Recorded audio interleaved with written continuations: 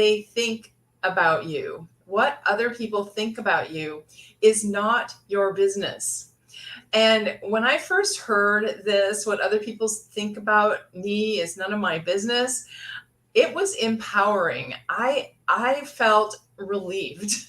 I felt like I finally, if I adopted, I knew instinctively if I adopted that attitude, that I would finally have the success that I deserved in my life. So think about this. So in here. So I heard about this book, What You Think of Me Is None of My Business. And I thought that was just so empowering in and of itself. I never bought the book. The book is by Terry Cole Whitaker, if you want to look it up. But I didn't buy it for the first 2 years. And then I finally bought the book. And let me see who's here. Hello, everyone. I guess I got to move my notes to the other side then, so see you guys talking. So then I finally bought the book a couple of years ago, but really all I needed to know was that statement: what others think of me is none of my business. And what I did immediately was add to that phrase, because I knew that it would be true, is that if I care what others think of me, then I'm never going to reach my goals. I'm never going to live the life that I dream of, because I'm always going to be holding myself back for other people. So I find that this is the number one thing, the number one reason people fail is this fear of what other people think. And this is usually the fear of what the closest people to you, your husband, your wife, your partner, your friends, what they're going to think about you. If you say this, if you do that. But if you don't live your life for yourself, you will not feel fulfilled.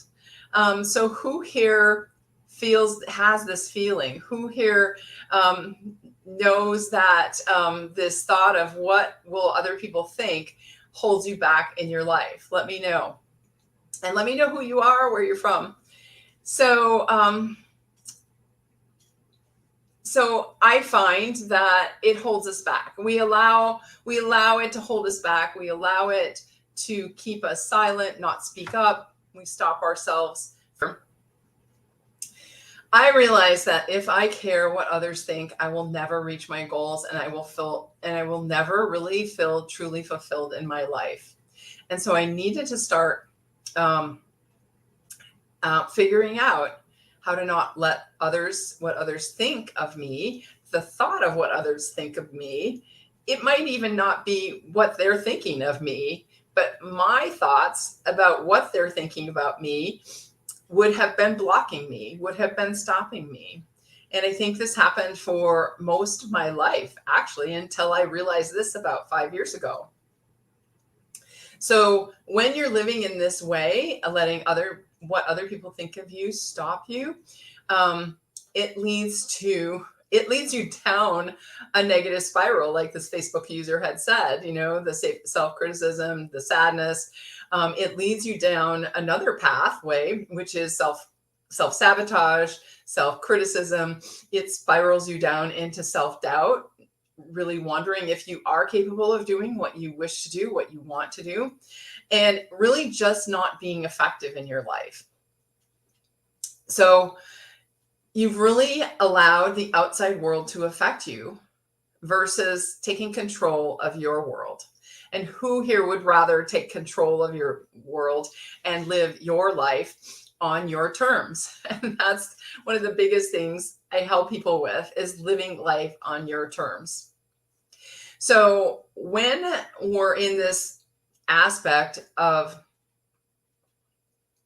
well, yes, you're effective and would like to be better. And that is the whole point too, where we can always get better and better. And so when we're really looking at ourselves and really saying, okay, how can I be better and better? Well, maybe this is one of those aspects of getting better and better that can really help you. So when you're worried about what other people think, either consciously or subconsciously, that worry in itself is a negative polarity.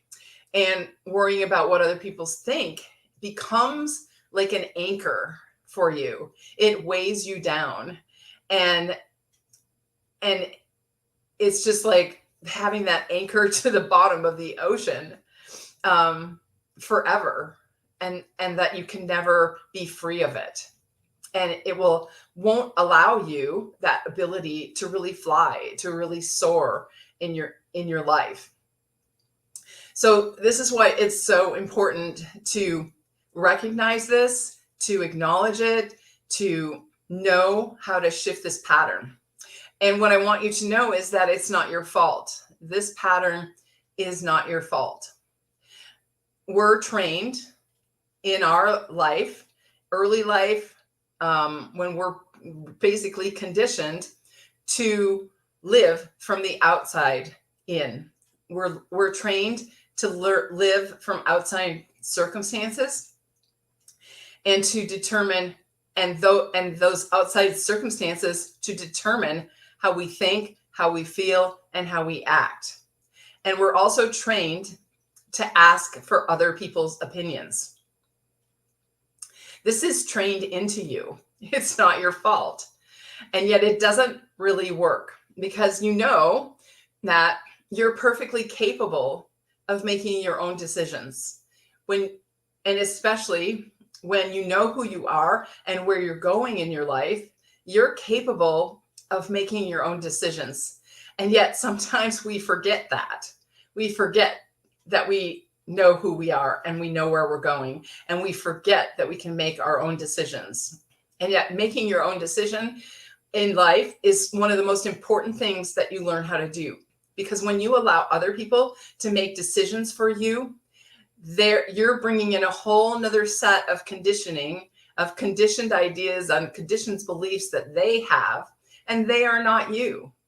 They don't know what you want. They don't know where your heart is. No matter how close they are to you, they are not you.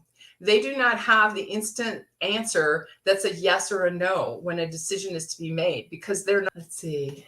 Yes, it doesn't happen overnight. So you've been conditioned a certain way. And in order to change that conditioning, it takes a lot of practice. It takes a lot of repetition in order to change these patterns. This pattern of that we're so trained to ask other people's opinion, that we're so trained and conditioned to react to things from the outside in. And so the truth is that when you're doing what you love, when you're connected to your true self, you know the answers. You have this vibration of the answers. Those decisions you can easily make on your own. You don't need to ask anyone. You just forget sometimes. And that's why you need to be in a constant environment of like-minded people that are in growth modality, that are expanding and growing, and learning to live from the inside out versus living from the outside in. So you have to reawaken this part of yourself that knows that you know, that you know, that you know, that is so strong. And because like when you're going into a coaching situation that might be difficult for other people to understand, then you have to be so strong in who you are and in what you're doing, and knowing that there are people that need you, and there are people that want your services, and what you're doing is right and good. So the first thing that happens, in my helping people, is really to develop that solid belief in yourself, that solid knowing in your genius, of what you're here for, of what your work is, and getting you to be just rock solid in that, so that nothing can knock you off. And will things knock you off? Yes. And that's why being in an environment of like-minded people, having coaching, support, and mentorship really helps you in that, until you learn some of these tools of how to shift yourself into not caring what other people think, into learning the tools and how to live your life from the inside out. Then you need support in order to be there consistently, because it's like a roller coaster sometimes. So what's the answer to all of this? What's the solution to not caring what other people think? That what they think is none of your business, not letting it affect you. You've probably often heard of the phrase guarding your mind. To guard your mind, to not allow things inside. That the garden of your mind is, this place where you only want those things that you want to grow and nothing else. So I could tell you, just stop it. Just stop doing it. Just stop allowing what other people think affect you. And you could probably power through and do that for a while.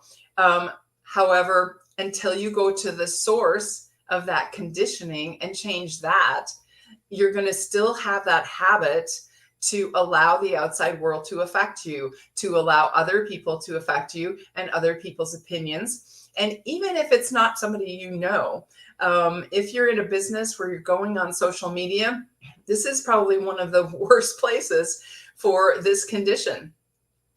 Because like I was coughing earlier and I didn't know if I should keep going because of what you were thinking of me, but I'm just keeping going because it's gotten better. But that's just a natural thought process that comes up in that process. I want things to be good for you. I want to be a great speaker for you. And sometimes I got to clear my throat. Sometimes, I have to cough. Sometimes I have to have water, or I have to have cough syrup, or whatever it is. So what I'm saying is that you could power through this and say, I'm not letting people control me. I'm not going to care what other people think. But unless and until you go back to the source, the thinking process, the emotions, the feelings that set that up in you, that conditioning in you so long ago, probably when you were a child, when you're just open to suggestion, then the pattern is going to go on and on. So this is where coaching, mentorship, accountability, training, understanding how this process happens, and support comes in. So let me see what comments you're making. I'm in control of my own decisions and break through this week on that subject. I asked for suggestions and advice. It's a habit. Yes, it's a habit. I thought of seeking support. I have to be clear and ask my words now. Yes. So that is a very good point. This living from the outside world, being affected by the outside, being conditioned to live from the outside in, it's a habit. If you've listened to me before, you've heard me talk about our paradigm. Our paradigm is a multitude of habits, beliefs, self-image that we hold in our unconscious or subconscious mind. And that's been programmed in us from a very early age. So those habits that we have are like neurologically ingrained in us. They are so strong. And even if you try to change them, they almost get stronger because they're almost testing you. Are you sure you want to change that? This was working so good for us. Those negative habits, I actually kind of imagine that there's a voice to them, because in a way, there probably was a voice to them originally when it became ingrained in you, when it became a belief system in you. Maybe it was your grandma, maybe it was your father, your mother, maybe it was a teacher that you picked up that habit from. Maybe someone said, oh, you always have to ask other people what they think before you do something, so, you need to start actually learning to talk back to those voices as of your fears. Be such a big part of you moving forward, and really realize that you want to own yourself and to own your life. And in order to do that, you have to start cutting off situations from the outside, and cutting off people perhaps from the outside, and having distance from what other people think. And really, ultimately, to be so strong within yourself, to be so strong in yourself, to know your purpose, to know your genius, who you are, where you're going, and nothing is going to get in your way then. Nothing is going to get in your way. And that's my wish for you, that you learn how to do that. That's what I do in my coaching practice, Self Mastery to Riches Academy. We go through all of those steps for you, and we teach you and train you in how to shift your mindset, shift these habits, these beliefs, and most importantly, the image that you hold of yourself. We do a lot of work on your self-image, because in order to go to another goal, in order to go to another place in your life, another station in your life, something you want, you have to begin to act, walk, and talk like the person of that goal. So you're going to have to think of yourself in a new way than how you think of yourself now, and cut yourself off from the old programming that was conditioned in you, the old image of you, and create a new self-image. And so these are all so important things to do as you grow, as you expand in whatever business you're in and in your life. Maybe you're just wanting to attract your soulmate. You're going to have to change some things about you to attract that person that you want in your life. And maybe it's not changing things about you, but maybe it's just allowing the real you to be seen, the real you to show up, the you that wants to be in that soulmate relationship to be present for that person to find you. So yes, I know we have a lot of things. Yes, we get a lot of things from the past. People taught us unconsciously by their behavior, by their speech. We just were like a sponge, and we picked up everything as a child. And so if you're ready to let go of all of that conditioning, all that programming, all of those habits that you learned, and really learn how to shift this, be confident and in control of yourself from the inside out, then this process of what other people think of you, it's going to start dying away, because you're going to be so strong in who you are and what you want. And knowing that if you care what other people think of you, you're never going to reach your goals, and you're never going to get what you want in your life. So thank you so much also for being on the call today. A few little glitches in my voice, but I made it through. And so I'm so happy to have had you here on the call. Is there any questions for me as we're here? I don't know if you noticed that I have a new background. I've been working for 2 weeks on my background. So you notice my background is a little new, a little refreshed. And I did that because I am working on my self-image and always going to my next level. And so not only did my background get refreshed, it ended up setting off a whole chain of events, so that that entire bookshelf got refreshed, and my entire closets have gotten refreshed, and it's still a work in progress. But what I have to tell you is that in the process of refreshing and putting myself where I want to be, not only with my style and my clothes, but with the things around me, getting that movement happening. You know, Feng Shui talks about movement. It is such a great process to clean out, to purge out the old, what serving you in your environment as well. I could do a whole talk about that. Maybe I will do a whole talk about that next week, because I have learned so much about that, even though I knew that it probably was going to change things, but I didn't know it because I hadn't been doing it. I only knew it at an intellectual level. But now I know it at a doing level because I've been doing it. So I'm really much more consciously letting go of things in my environment that aren't serving the woman I'm becoming, the woman I want to be. And it's pretty interesting if you know that my doctor, Shelley, comes from being a chiropractor for 25 years.